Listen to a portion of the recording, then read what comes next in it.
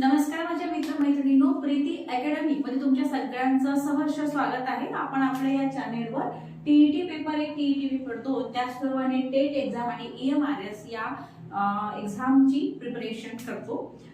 तर बघा, आजचा जो आपला टॉपिक आहे तो क्रमान्वित अध्ययन आहे। बघा, सीटेटची एक्झाम आता झालेली आहे, 1-2 दिवसापूर्वी एक्झाम झाली। पेपर खूप इझी होता, वेळागोजी वगैरे खूप इझी होती। बऱ्याच जणांना पेपर इझी गेला, तर बऱ्याच जणांना तो प्रॉपर तरीकेचं त्यांचं ते नसल्यामुळे, तयारी नसल्यामुळे आणि प्रॅक्टिस नसल्यामुळे तो कठीण गेलेला आहे।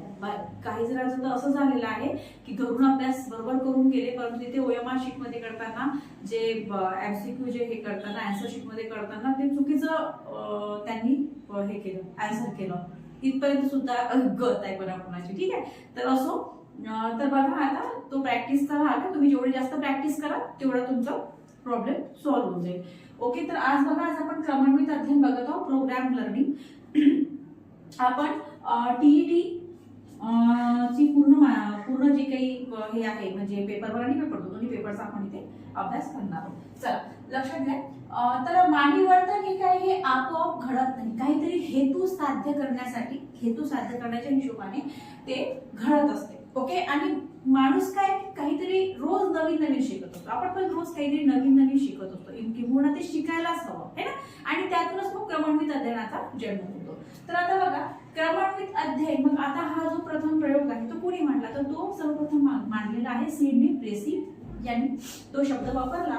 आणि स्किनर यांनी काय केलं, 1954 साली अध्ययनाची साधक अभिसंधान उपपत्ती ही मांडलेली आहे। आणि भारतामध्ये या प्रोग्राम लर्निंगची जी सुरुवात आहे ती 1963 साली झालेली आहे। ओके, आता बघा, याचा कन्सेप्ट बघून घेऊया, कुठल्या व्याख्या केल्या ते बघूया। सगळ्यात पहिले स्टोफेड फ्रीडची एक व्याख्या आहे।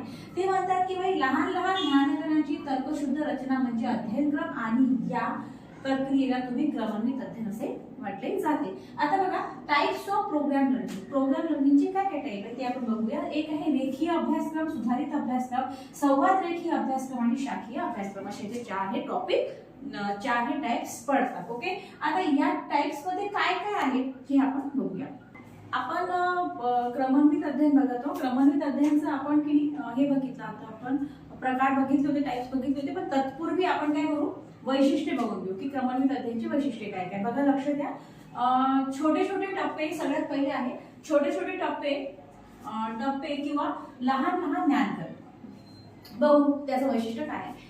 जे नवे साहित्य विद्यार्थ्यांना शिकवायचे असेल, आता विद्यार्थ्याला समजा आपल्याला की नवीन साहित्य शिकवायचे, नवीन एखादी गोष्ट शिकवायची, आता काय करायचं की त्याची मग काय होते की छोट्या छोट्या भागामध्ये विभागणी केली जाते। अगदी लहान लहान स्मॉल भागामध्ये, असे छोट्या छोट्या भागामध्ये काय होते की त्याची विभागणी केली जाते। आणि अगदी पहिल्या भागात विषयाची सुरुवात करून विद्यार्थ्याला पहिला मुद्दा समजावून दिला जातो। आपण काय बघत आहोत, क्रमान्वित अध्ययन बघत आहोत, प्रोग्राम लर्निंग। प्रोग्राम लर्निंगची आपण व्याख्या बघितली, त्याच्यानंतर आपण टाइप्स पण बघितले, पण आता आपण काय बघतो, आता आपण याची वैशिष्ट्य बघतो। आपला पहिला मुद्दा आहे की छोटे छोटे टप्पे किंवा लहान लहान ज्ञानघर। तर जे काही नवीन साहित्य तुम्हाला विद्यार्थ्यांना शिकवायचं आहे, तर त्यासाठी सर्वप्रथम केलं जाते की त्याची बिलकुल छोट्या छोट्या भागामध्ये विभागणी केली जाते। आणि अगदी पहिल्या भागामध्ये विषयाची सुरुवात करून विद्यार्थ्याला पहिला मुद्दा हा योग्य रीतीने समजावून सांगितला जातो। प्रत्येक चौकटीमध्ये अशी चौकट असते यांची। तुम्ही जर समजा MS सायकोलॉजी जे विद्यार्थी जर कोणी असतील तर त्यांना माहिती आहे की क्रमान्वित अध्ययन काय असते, आणि शिवाय आपल्या BEd मध्ये आणि DEd मध्ये सुद्धा ते राहते। ओके, तर विषयाची सुरुवात करून विद्यार्थ्याला पहिला मुद्दा समजावून सांगितला जातो, आणि प्रत्येक चौकटीमध्ये काय असते की नवीन नवीन माहिती दिली जाते। तर विद्यार्थी दुसऱ्या कोणाच्याही मदतीशिवाय स्वप्रयत्नाने शिकत असतो। क्रमान्वित अध्ययनामध्ये एक सगळ्यात महत्त्वाची बाबत ही आहे, गोष्ट ही आहे लक्षात ठेवण्यासाठी की यामध्ये जो विद्यार्थी आहे तुमचा, तो कोणाच्याही मदतीशिवाय स्वप्रयत्नाने तो शिकतो। तो कोणाच्याही मदतीशिवाय, त्याला कोणाची मदत लागत नाही, तो स्वप्रयत्नाने शिकतो।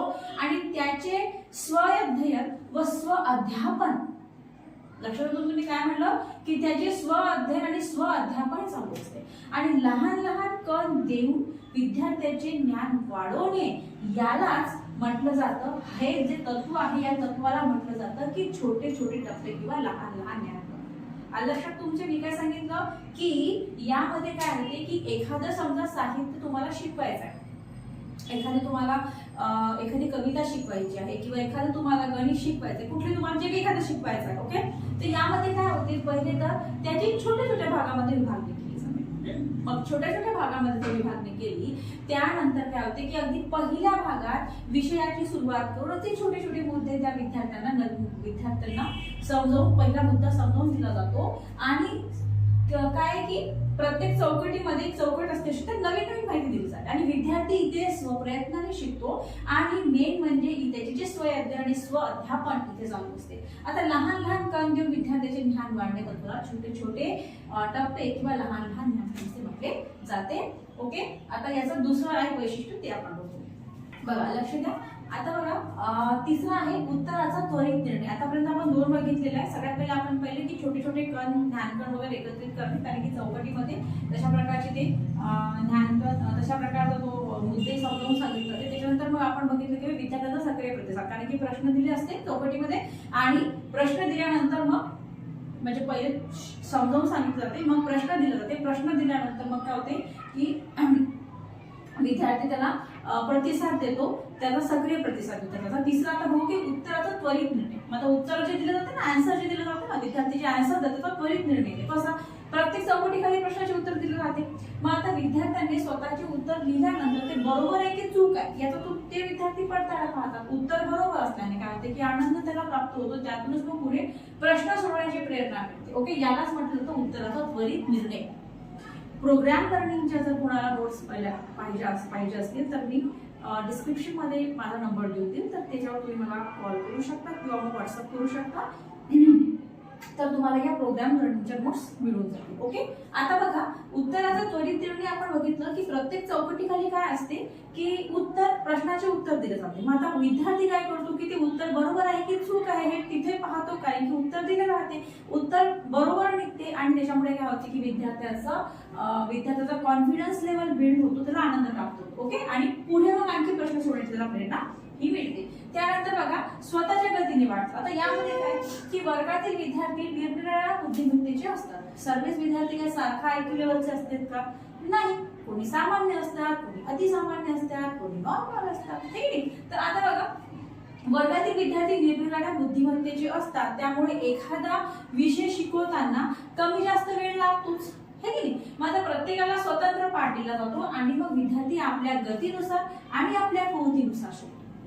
कारण काय माहितीये का की स्वतःच्या गतीची वाटचाल विद्यार्थी हे निरनिराळ्या बुद्धिमत्तेचे असतात आणि त्याच्यामुळे काय होते की एखादा विषय शिकवताना कमी जास्त वेळ हा लागू शकतो. मग प्रत्येकाला स्वतंत्र पाठ दिला जातो आणि विद्यार्थी आपल्या गतीनुसार आणि आपल्या कुवतीनुसार ते शिकतात. आपण काय बघत आहे? आपण बघत आहे वैशिष्ट्ये कशाचे? प्रोग्राम लर्निंगचे. ओके, आपण सर्वात पहिले पाहिले की छोटे छोटे ज्ञानकण हे करणे म्हणजे मुद्दा छोट्या छोट्या चौकटीमध्ये समजावून सांगणे. त्यानंतर आपण बघितलं की विद्यार्थ्यांचा सक्रिय प्रतिसाद. त्यानंतर आपण बघितलं की उत्तराचा त्वरित निर्णय आणि त्यानंतर स्वतःच्या गतीने वाटचाल. ओके, आता पूर्ण करू.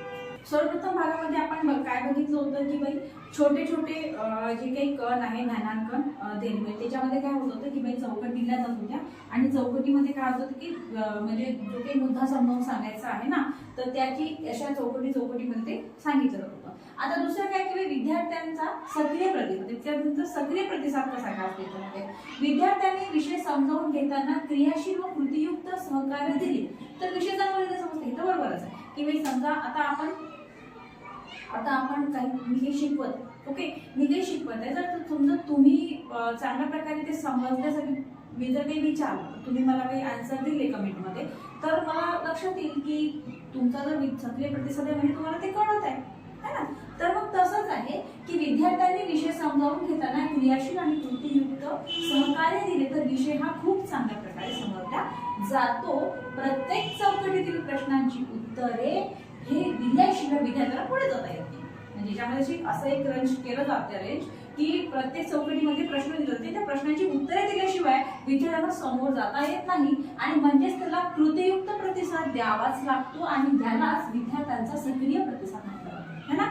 सुरुवातीला काय केले यांनी की छोटे छोटे ज्ञानकण दिले, छोटे छोटे त्यांनी हे दिले, भाग दिले, असे चौकट करून ते त्याच्यामध्ये विषय समजावून सांगतात बोलतो. त्याच्यानंतर विद्यार्थ्यांचा सक्रिय, कारण की त्याच्यानंतर खाली प्रश्न उत्तर त्यांनी अशी अरेंज केलं असते की भाई या जोपर्यंत तुम्ही प्रश्नाची उत्तरं देत नाही तोपर्यंत तुम्ही समोर जाऊ शकत नाही. आणि म्हणजेच काय होते की विद्यार्थ्यांना तो विषय समजला की नाही समजला हे शिक्षकांच्या लक्षात येते. ओके, आणि यालाच आपण कृतीयुक्त प्रतिसाद किंवा सक्रिय प्रतिसाद असं म्हणतो. ओके, याच्यानंतर तिसरं आहे ते आपण बघूया. आता लास्ट आहे अंतिम कसोटी घेण्याचे तत्व. आता संपूर्ण क्रमपाठ सोडवल्यावर घटक चांगल्या रीतीने मग समजला की नाही समजलं यासाठी मग एक कसोटी घेतली जाते. मग आता त्यालाच काय म्हटलं जातं, अंतिम कसोटी. आता याच्या खाली उत्तरे राहते, चौकटीमध्ये प्रश्न विचारते, मुलांना उत्तर द्यावे लागतं.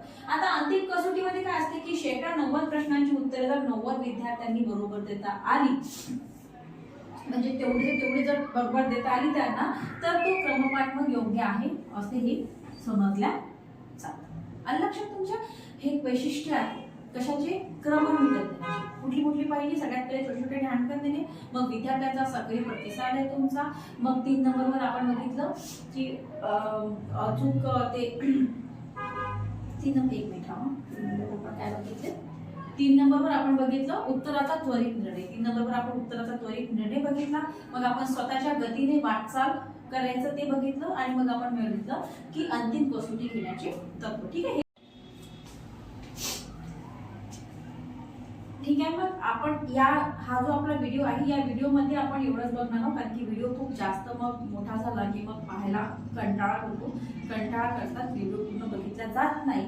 म्हणूनच आता हा लहानसाच व्हिडिओ बघू आपण प्रोग्राम लर्निंगचा. आपण यामध्ये काय बघितलं, आपण यामध्ये सगळ्यात पहिले बघितलं की क्रमवित अध्ययनाचं कसं काय झालं. कोणी सर्वप्रथम तो शब्द आणला, सर्वप्रथम तो शब्द कोणी आणला, त्याच्यानंतर भारतामध्ये त्याची कधी सुरुवात झाली, त्याच्यानंतर आपण व्याख्या बघितलं, त्याच्यानंतर आपण त्याचे प्रकार बघितले होते आणि नंतर मग आपण त्याचे वैशिष्ट्य बघितले. ओके, आता ह्याच्या पुढील लेक्चरमध्ये मी तुम्हाला त्याचे प्रकार सांगितले ना, ते प्रकार कुठले कसे आहे ते सगळे आपण पुढील व्हिडिओमध्ये डिस्कस करूया. ओके, ठीक आहे. मग या व्हिडिओमध्ये एवढंच. आणि आणखी एक माझे लगेच म्हणजे 1-2 दिवसामध्ये मी सोशल सायन्सचे सुद्धा लेक्चर्स स्टार्ट करून देईन, तर तुम्ही ते बघू शकता. ठीक आहे, या व्हिडिओमध्ये एवढं. थँक्यू.